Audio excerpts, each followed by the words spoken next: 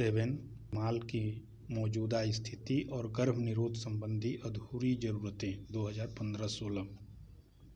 स्रोत NFHS 4।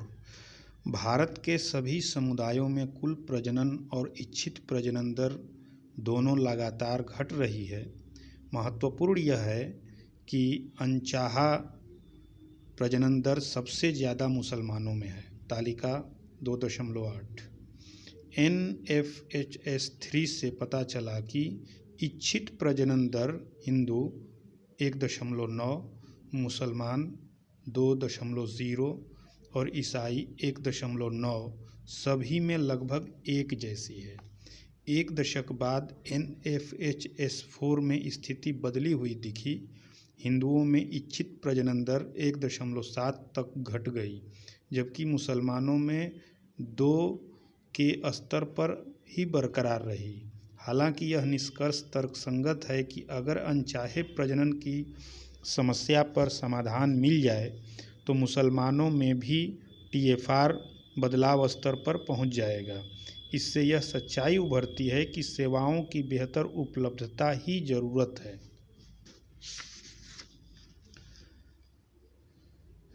तालिका 2.8 धर्मवार कुल इच्छित और अनचाहा प्रजनन दर। तालिका दिया हुआ है पुस्तक में।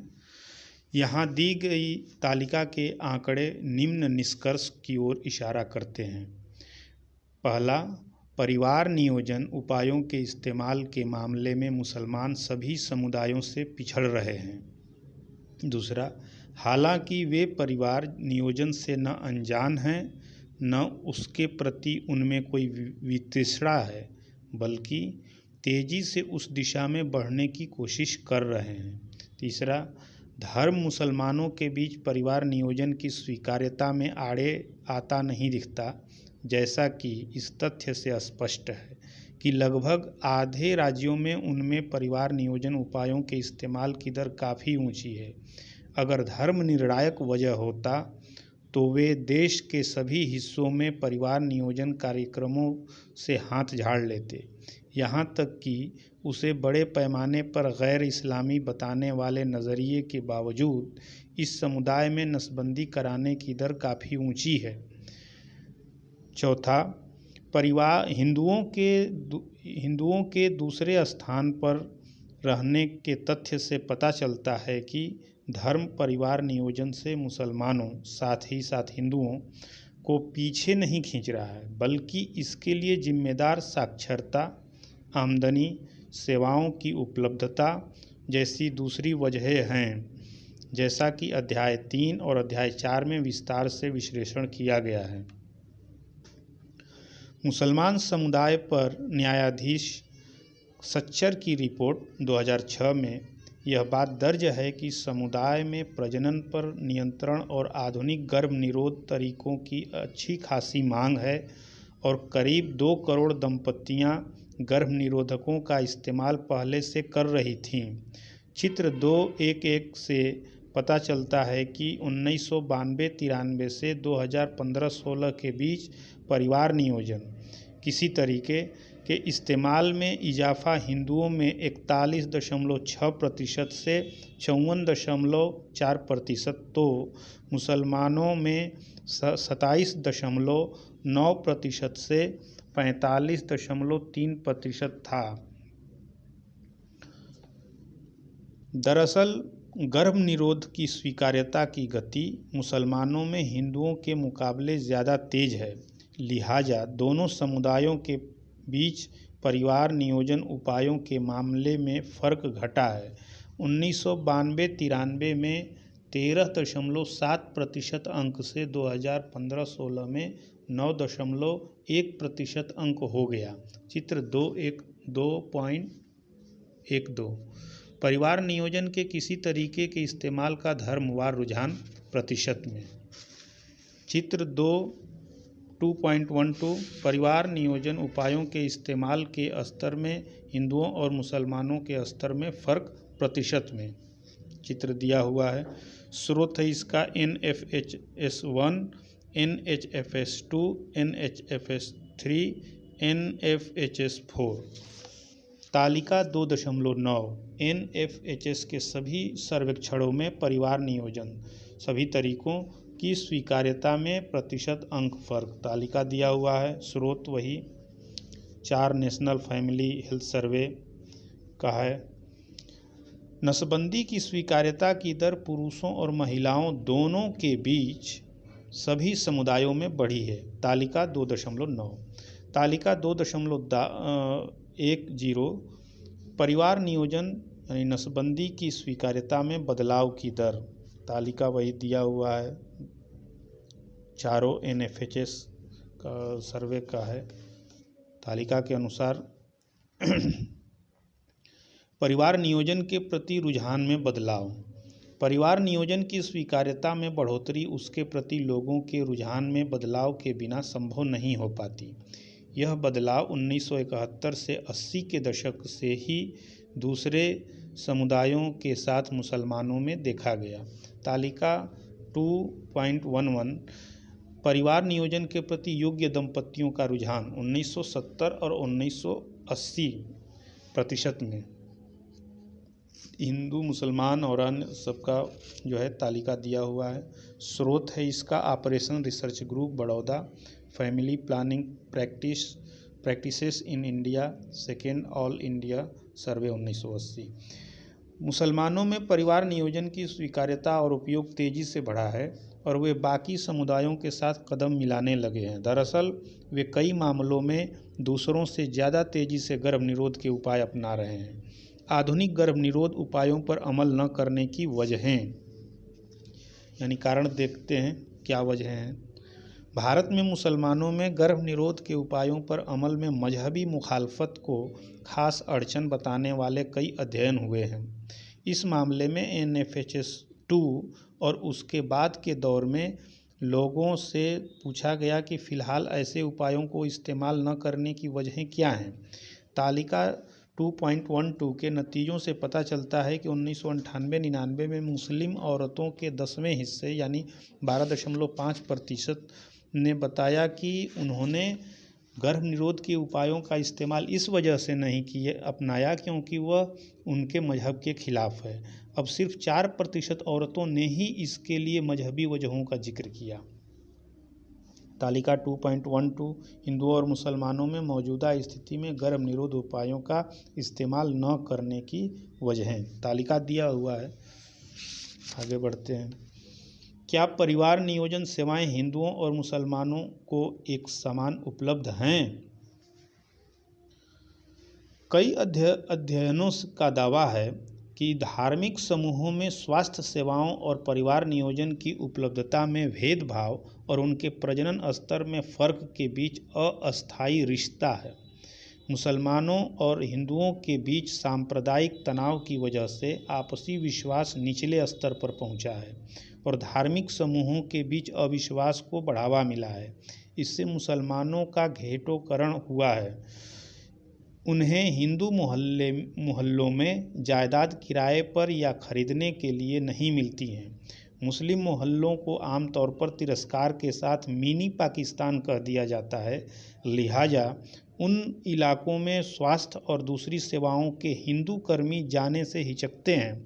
तैनाती स्वीकार करना तो दूर की बात है, इसका असर यह भी होता है कि कई मुसलमान, खासकर औरतें, उन स्वास्थ्य केंद्रों में जाने से हिचकती हैं जहां ज़्यादातर स्टाफ हिंदू समुदाय के हों।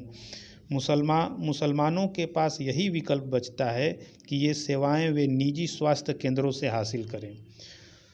सभी धार्मिक समुदायों में परिवार नियोजन सेवाओं की उपलब्धता की स्थिति के आकलन के लिए NFHS 4 के आधुनिक गर्भ निरोध तरीकों के स्रोतों के डेटा का विश्लेषण एक सूचकांक की तरह किया गया। तालिका 2.13 के डेटा से विभिन्न धार्मिक समुदायों के लिए इन स्रोतों में फर्क साफ संकेत मिलता है।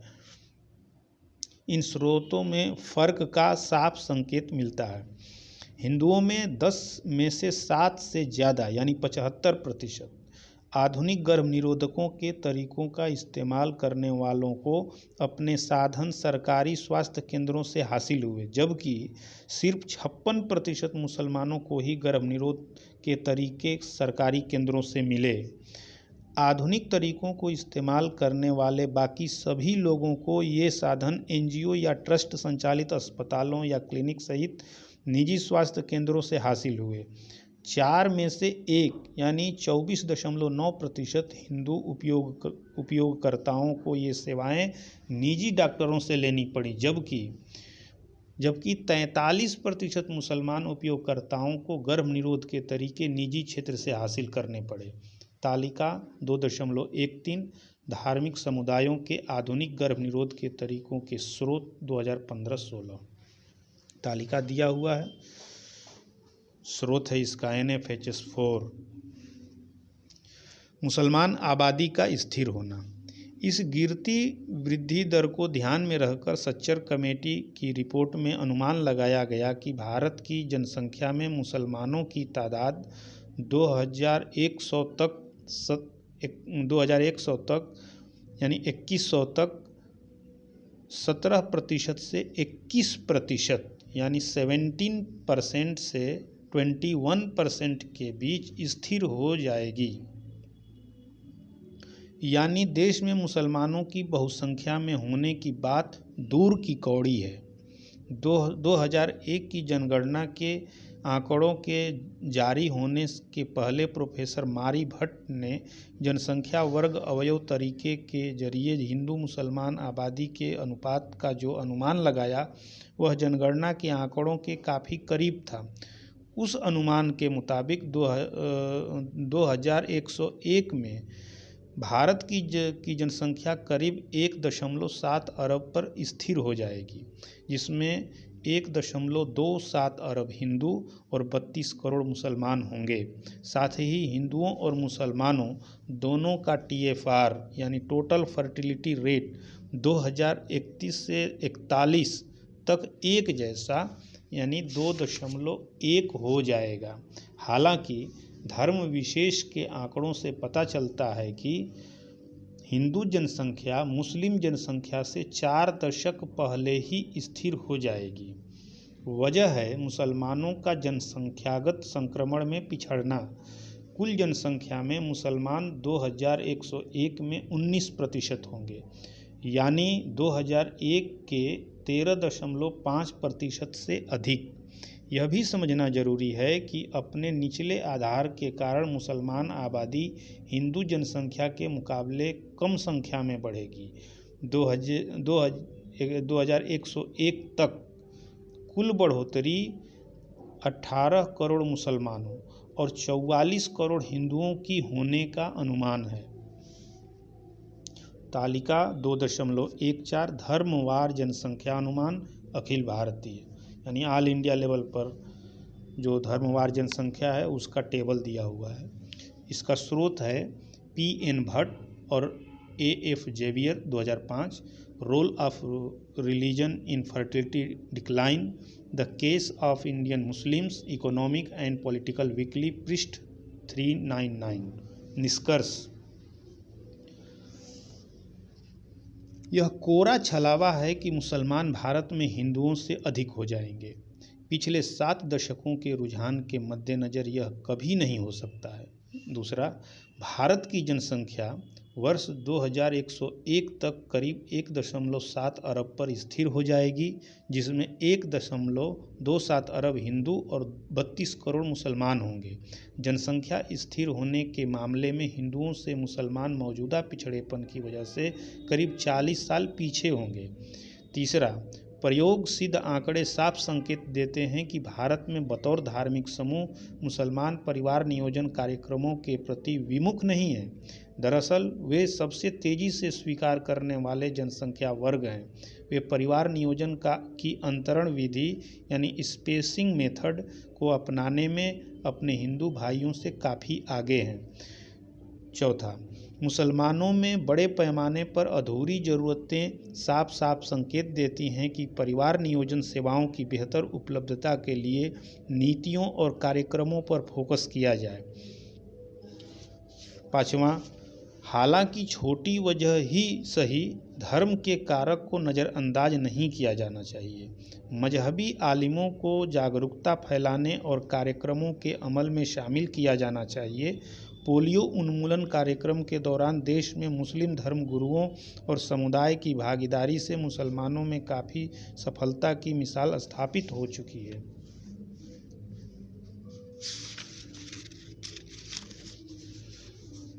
परिवार चैप्टर 3 परिवार नियोजन कौन और क्यों अपनाता है। जिन समुदायों के बारे में हम बात करना चाहते हैं उनकी सामाजिक आर्थिक परिस्थितियों को समझे बगैर परिवार नियोजन की स्वीकार्यता के मुद्दे की विवेचना करना अनुपयुक्त होगा। इस बात के साक्ष्य बार बार मिलते रहे हैं कि परिवार नियोजन अपनाने के मामले में सामाजिक, आर्थिक और सांस्कृतिक कारक सबसे अधिक प्रभाव डालते हैं, जैसे साक्षरता, आमदनी, जागरूकता और सेवाओं का प्रतिपादन। कुछ हद तक धार्मिक कारक भी प्रभाव डालता है।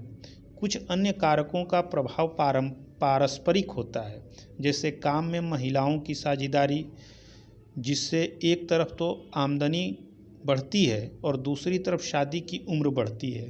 साक्षरता बढ़ने पर ये दोनों बातें घटित होती हैं। जनसंख्या एवं विकास पर अंतर्राष्ट्रीय सम्मेलन ICPD 1994 में आमूलचूल बदलाव लेकर आया। इसने विभिन्न परिस्थितियों में जनसंख्या की वैश्विक समस्या के समाधान को एक नया और ज़्यादा यथार्थवादी आयाम दिया। ICPD ने इस बात पर जोर दिया कि जनसंख्या वृद्धि पर नियंत्रण के लिए टारगेट पद्धति बेअसर रही है और इसे पूरी तरह खारिज किया जाना चाहिए। अनेक देशों में सरकारें संकीर्ण जनसांख्यिकी पद्धति छोड़कर जनसंख्या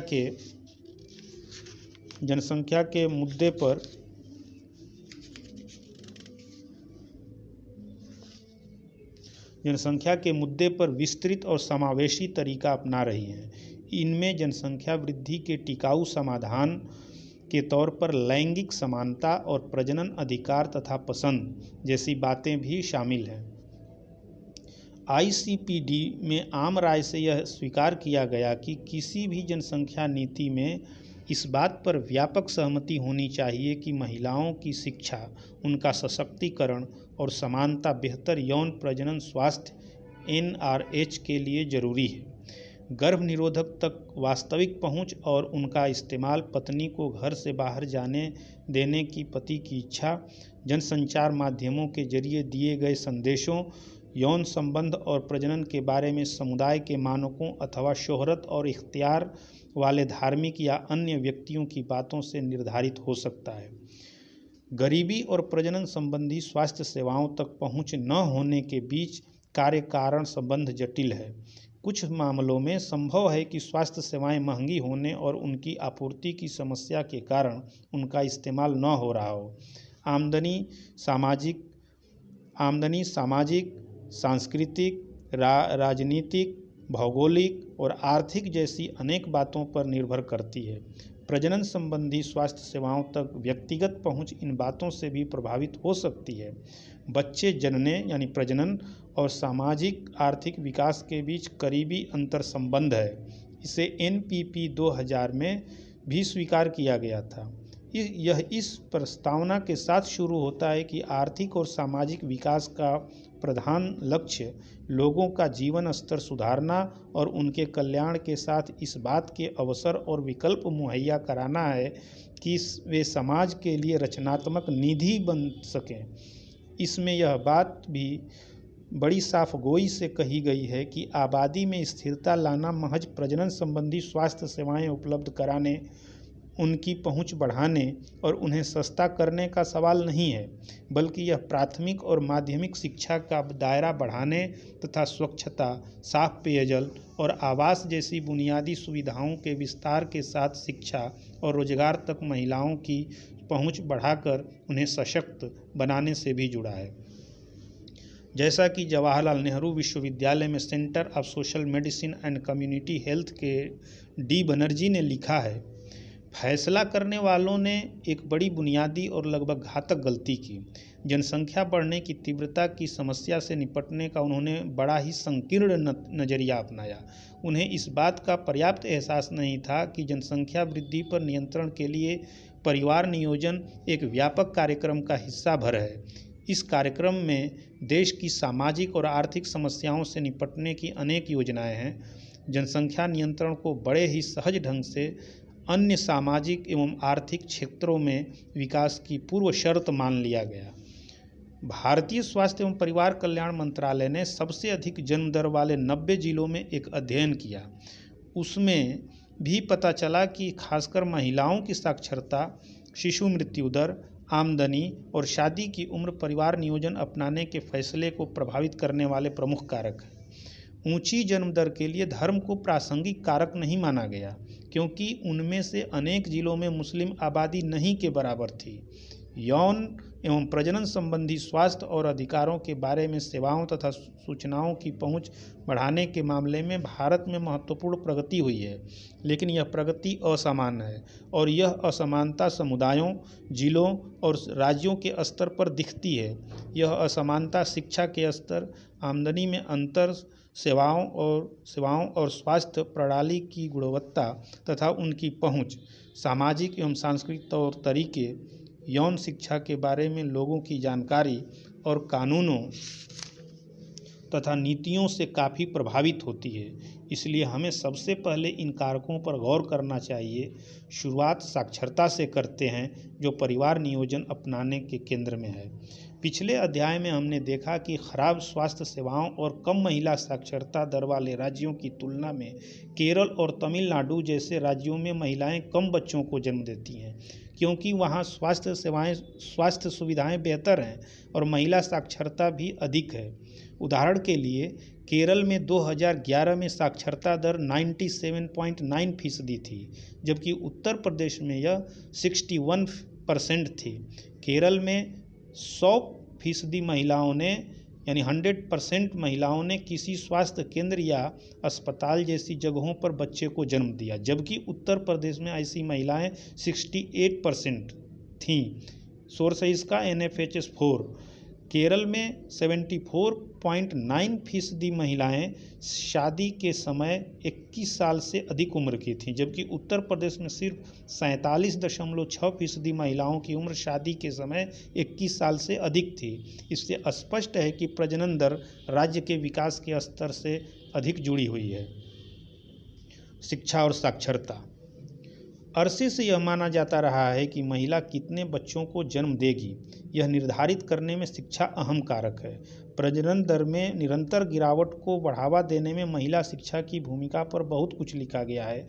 संयुक्त राष्ट्र के विश्व प्रजनन सर्वेक्षण वर्ल्ड प्रजनन सर्वे के अनुसार इस बात के दमदार सबूत हैं कि शिक्षा में निवेश और महिलाओं को स्कूल भेजने से संबंधित संस्थागत तथा सांस्कृतिक बाधाओं को खत्म करने से विकास को बढ़ावा मिलता है और प्रजनन में गिरावट आती है। संयुक्त राष्ट्र के 1995 में 26 विकासशील देशों में किए गए अध्ययन समेत अनेक अध्ययनों में यह बात साबित हुई है। इन अध्ययनों से यह पता चलता है कि अधिक उम्र में शादी, परिवार छोटा रखने की इच्छा और गर्भ निरोधकों का ज़्यादा इस्तेमाल, ये सब बातें महिला शिक्षा से जुड़ी हैं और प्रजनन को कम करती हैं।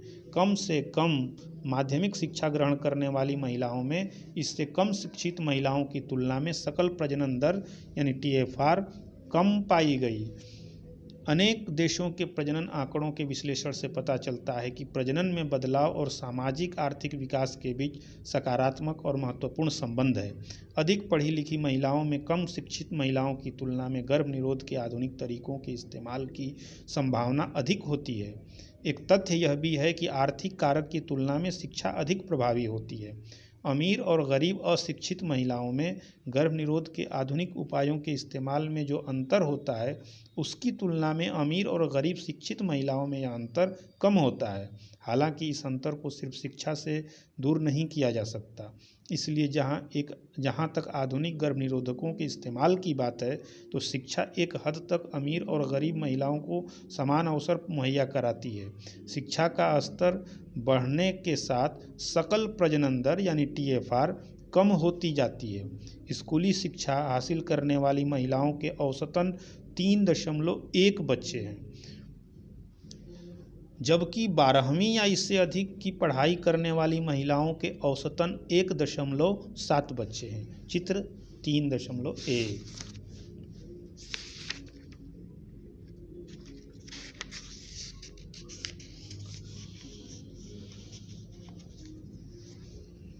चित्र दिया हुआ है, स्रोत है NFHS 2015-16।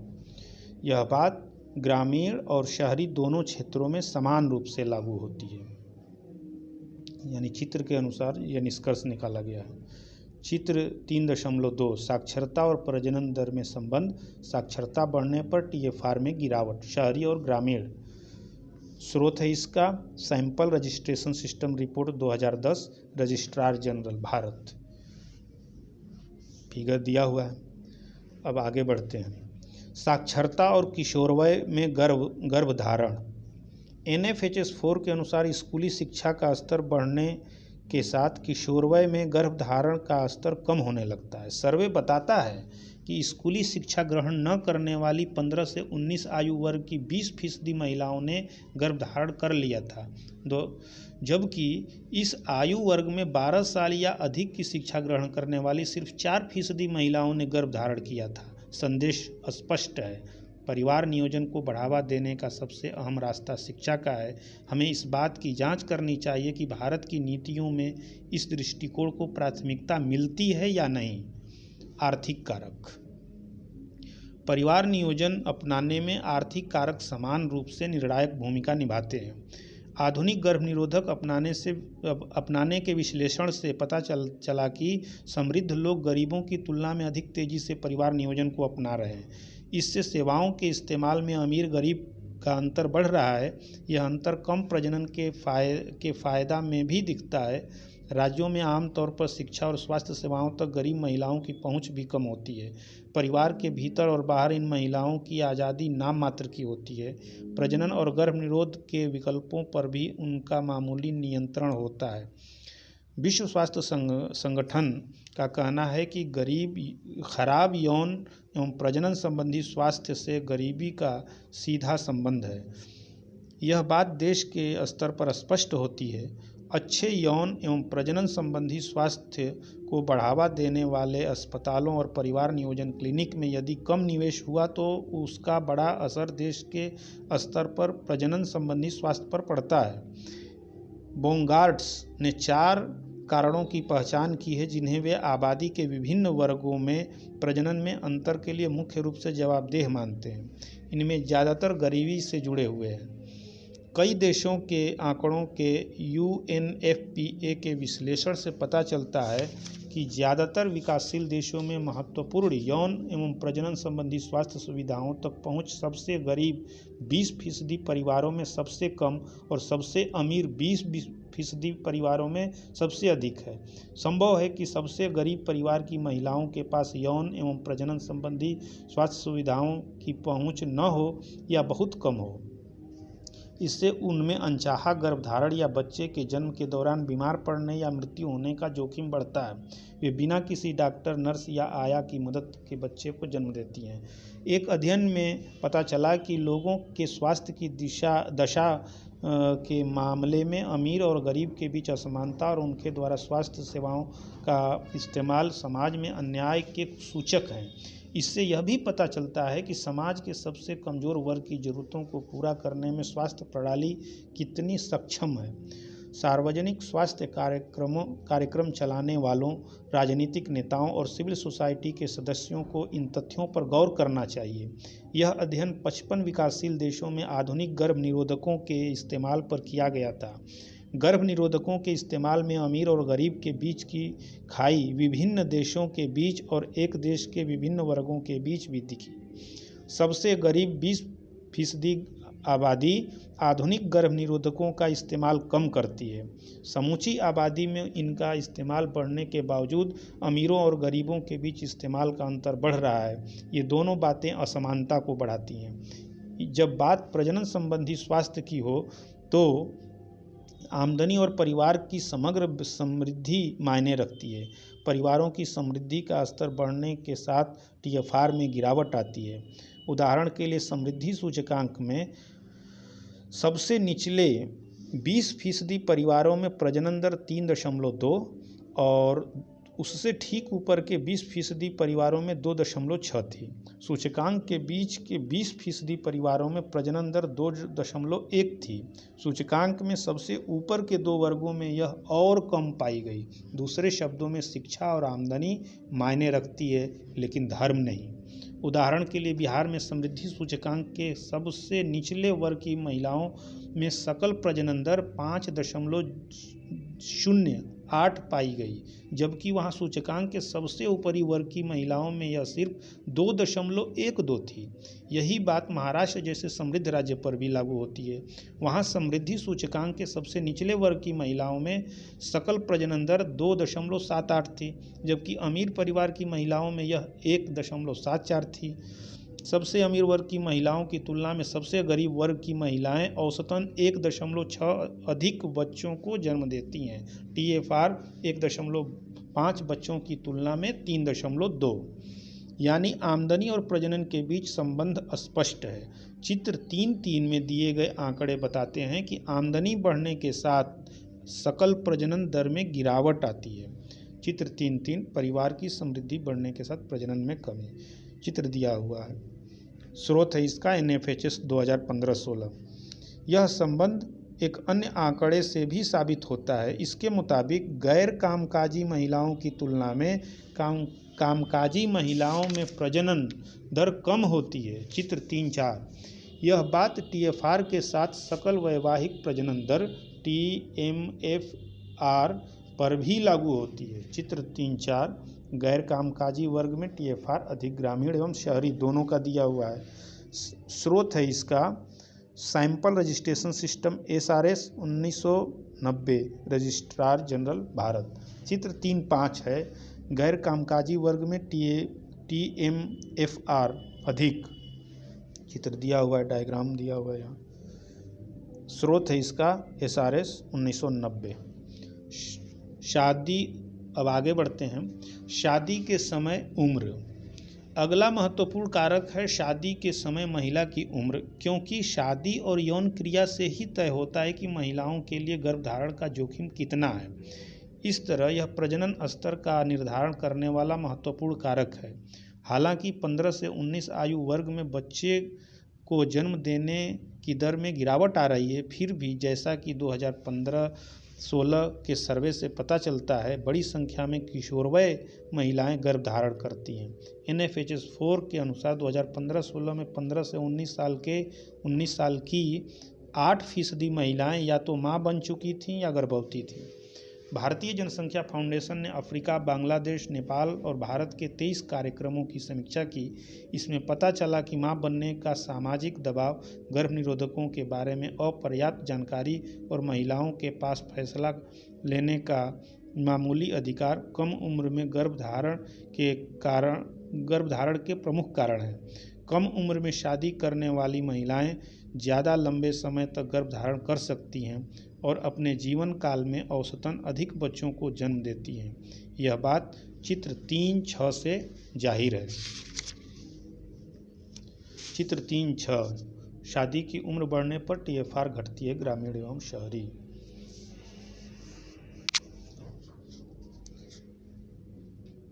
कड़वी हकीकत यह भी है कि भारत में महिलाओं के लिए शादी की न्यूनतम उम्र की 18 साल की वैधानिक सीमा होने के बावजूद बड़ी संख्या में महिलाओं की शादी इससे पहले हो जाती है। शादी की औसत उम्र का मतलब इस बात से है कि सर्वे NFHS के समय आधी महिलाओं की शादी किस उम्र से शादी की औसत उम्र का मतलब इस बात से है कि सर्वे NFHS के समय आधी महिलाओं की शादी किस उम्र में हुई थी। 2011 की जनगणना के अनुसार 2.3 करोड़ लड़कियां शादी के अवयस्क अवयस्क थीं। इसका मतलब हुआ कि लगभग आधी यानी 47% भारतीय लड़कियों की शादी 18 साल की वैधानिक उम्र सीमा से पहले ही हो गई थी। कल्पना कीजिए, भारत में हर 2 में से 1 शादी गैर कानूनी है। इसके बावजूद इसे लेकर कोई चर्चा नहीं हो रही है। लगभग 18% लड़कियों की शादी तो 15 साल की उम्र से पहले ही हो जाती है। शादी की उम्र शिक्षा और आर्थिक स्तर जैसे बुनियादी कारकों से प्रभावित होती है। इस बात के पर्याप्त सबूत हैं कि महिलाओं में शिक्षा का स्तर बढ़ने के साथ शादी की उम्र भी बढ़ जाती है। चित्र 3.7 12 साल या इससे अधिक की पढ़ाई करने वाली महिलाएं पढ़ाई नहीं करने वाली महिलाओं की तुलना में काफ़ी देर से शादी करती हैं। NFHS 4 के अनुसार 25 से 49 आयु वर्ग की महिलाओं में पहली शादी की औसत उम्र स्कूल न जाने वाली महिलाओं में 17.2 वर्ष थी, जबकि 12 साल या इससे अधिक की पढ़ाई करने वाली महिलाओं में यह 22.7 वर्ष थी। चित्र 3.7 चित्र दिया हुआ है। स्रोत इसका NFHS 4 है। जानकारी के आधार पर विकल्प का चयन। स्त्री और पुरुष गर्भनिरोध का सही विकल्प चुन सकें, इसके लिए ज़रूरी है कि उन्हें इस बारे में जानकारी हो। राष्ट्रीय परिवार स्वास्थ्य सर्वेक्षण इस बारे में भी सूचना एकत्र करता है कि भारत में गर्भनिरोध के तमाम उपलब्ध तरीकों के बारे में पुरुषों और महिलाओं को कितनी जानकारी है। तालिका 3.1 से पता चलता है कि पुरुषों और महिलाओं में गर्भनिरोधकों के बारे में जानकारी एक समान है। 15 से 49 आयु वर्ग की शादीशुदा महिलाओं और पुरुषों में कम से कम 99% को एक या एकाधिक गर्भनिरोधकों की जानकारी है। उन्हें कितने तरह के गर्भनिरोधकों का पता है। इस संख्या के औसत से यह मालूम होता है कि वे परिवार नियोजन के बारे में कितना जानते हैं। NFHS के आंकड़े बताते हैं कि भारत में पुरुषों और महिलाओं को परिवार नियोजन के औसतन 6 से अधिक आधुनिक तरीकों की जानकारी है। ग्रामीण इलाकों में पुरुषों में यह औसत 6.8 और शहरी इलाकों में 7.5 है। ग्रामीण इलाकों की महिलाओं में यह औसत 6.5 और शहरी इलाकों में 7.5 है। तालिका दिया हुआ है। शादीशुदा पुरुषों और महिलाओं में गर्भनिरोध की विधि की जानकारी प्रतिशत में। स्रोत है इसका NFHS 3, NFHS 4। आगे बढ़ते हैं। संचार माध्यमों तक पहुंच। परिवार नियोजन से जुड़े संदेशों को देखने सुनने में जाहिर तौर पर गर्भनिरोधकों के इस्तेमाल की समझ बढ़ती है और इस तरह लोगों को परिवार का वांछित आकार बनाए रखने में मदद मिलती है। ICPD के बाद भारत में 1998 में जानकारी के आधार पर सेवा प्रतिपादन का मॉडल लागू किया गया। इसमें व्यक्तिगत प्रजनन एवं परिवार नियोजन संबंधी जरूरतों और अधिकारों पर जोर दिया गया तथा बिना किसी दबाव या भेदभाव के अच्छी सेवाएं मुहैया कराई गईं।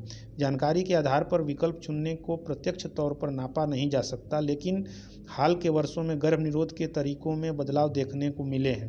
NFHS 3 2005। परिवार कल्याण कार्यक्रमों को बढ़ावा देने में संचार की भूमिका के महत्व को समझते हुए परिवार कल्याण विभाग ने 1968-69 में मास एजुकेशन मीडिया MEM कार्यक्रम शुरू किया। शैक्षणिक कार्यक्रमों को बढ़ावा देने और सभी तरह की सूचनाओं के प्रसार के लिए महिलाओं और पुरुषों की संचार माध्यमों तक पहुंच जरूरी है, खासकर परिवार नियोजन, HIV/AIDS और अन्य महत्वपूर्ण स्वास्थ्य संबंधी विषयों की सूचनाओं के लिए। ICPD 1994 के शिल्पकार तथा जनसंख्या परिषद के जूडिथ ब्रूस ने देखभाल की क्वालिटी ऑफ केयर का एक ढांचा विकसित किया है जिसमें 6 तत्व हैं। पहला, लोगों की ज़रूरत के अनुसार गर्भनिरोध के विभिन्न तरीकों का विकल्प सुनिश्चित करना। दूसरा, लोग जानकारी के आधार पर विकल्प चुनें, इसके लिए सूचनाओं का आदान प्रदान। तीसरा, सेवाएं मुहैया कराने वालों की तकनीकी दक्षता। चौथा, सम्मानजनक और मददगार वैयक्तिक संबंध। पाँचवां, बाधाएं दूर करने के लिए फॉलोअप और निरंतरता की व्यवस्था। छठा, कई तरह की सेवाएं उपलब्ध हों ताकि लोग उनमें से अपनी ज़रूरत के मुताबिक सेवाएं चुन सकें। इसमें स्वास्थ्य ज़रूरतों और सामाजिक मान्यताओं का भी ध्यान रखा जाए। परिवार नियोजन संदेशों तक पहुंच से महिलाओं और पुरुषों का सशक्तिकरण होता है और गर्भनिरोधकों के इस्तेमाल से जुड़े मुद्दों के बारे में उनकी समझ बढ़ती है। NFHS-4 में महिलाओं और पुरुषों दोनों से पूछा गया कि क्या सर्वेक्षण से कुछ महीने पहले उन्होंने रेडियो, टेलीविज़न, अखबार, मैगजीन, दीवारों पर पेंटिंग या होर्डिंग में परिवार नियोजन से जुड़े संदेशों को देखा या सुना। NFHS में अखबार या पत्रिका पढ़ने, रेडियो सुनने अथवा टेलीविज़न या सिनेमा देखने को संचार माध्यम तक पहुंच माना जाता है। हफ्ते में कम से कम एक बार किसी माध्यम को देखना या सुनना उस माध्यम तक नियमित पहुंच की श्रेणी में आता है। परिवार नियोजन के संदेशों तक पहुंच शिक्षा, धर्म, जाति एवं समृद्धि जैसे कारकों पर भी बहुत हद तक निर्भर करती है। चित्र 3.8 से पता चलता है कि लगभग 3/4 यानी 71.2% महिलाओं ने सर्वेक्षण से पहले के निर्धारित महीनों में परिवार नियोजन संदेशों को देखा या सुना। 59% ने टेलीविज़न पर, 53% ने दीवार पर पेंटिंग या होर्डिंग में और सिर्फ 18% ने रेडियो पर। 1/4 से ज़्यादा यानी 28.8% महिलाओं ने ये संदेश न देखे न सुने। ग्रामीण महिलाओं में इन संचार माध्यमों के जरिए परिवार नियोजन संदेशों तक पहुंच न होने की संभावना शहरी महिलाओं की तुलना में दोगुनी है, यानी 16.4% की तुलना में 34.6%। कम पढ़ाई करने वाली या स्कूल न जाने वाली करीब आधी यानी 49.1% महिलाओं की इन संदेशों तक कोई पहुंच नहीं थी। अनुसूचित जनजाति 60.7% और मुस्लिम 65.6% महिलाओं की पहुंच और भी कम थी। समृद्धि इंडेक्स के सबसे निचले वर्ग की आधी से भी कम महिलाओं यानी 44.5% ने परिवार नियोजन संदेशों को देखा या सुना। NFHS-4 चित्र 3.8 परिवार नियोजन संदेश देखा या सुना। महिलाएं यहाँ चित्र दिया हुआ है। स्रोत है इसका NFHS-4 2015-16। परिवार नियोजन संबंधी संदेशों को देखने और सुनने के मामले में पुरुष 76%, महिलाओं 72% की तुलना में थोड़ा आगे हैं। सर्वेक्षण से कुछ महीने पहले 15 से 49 आयु वर्ग के 61% पुरुषों ने टेलीविज़न पर परिवार नियोजन संदेशों को देखा। दीवारों पर पेंटिंग और होर्डिंग में ऐसे संदेश देखने वालों की संख्या 59% थी। धन्यवाद।